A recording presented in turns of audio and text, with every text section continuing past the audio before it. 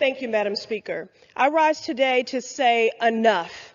In a blatant attempt to suppress the vote, the occupant has continued to attack the legitimacy of our elections, denouncing the very method of voting he and his family have repeatedly used, mail-in ballots.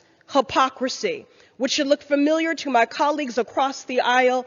How dare you refer to this as a sham bill? The only sham here is the patriotism that you allege to espouse while you stand idly by and are complicit in the dismantling of the United States Postal Service, which is impacting the lives of all of our constituents, disrupting services.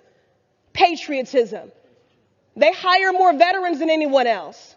Veterans rely on them to receive life-saving medication. The only sham here is the patriotism which you espouse.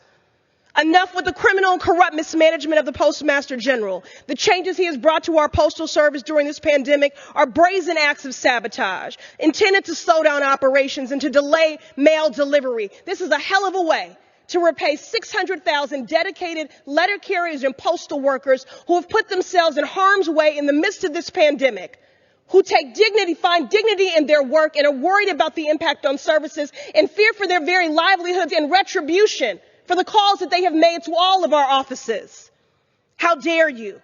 While the Trump administration and its allies continue to gaslight the American people, we actually listen to our constituents and their lived experiences and how this has disrupted their lives. What you're referring to as fake news.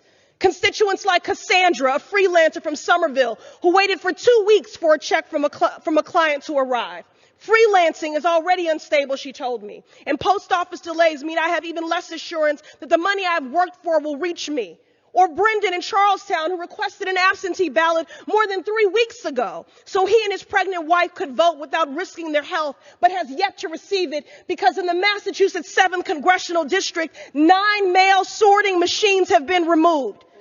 There must be accountability. It's time to pass the Delivering for America Act. Thank you. I yield.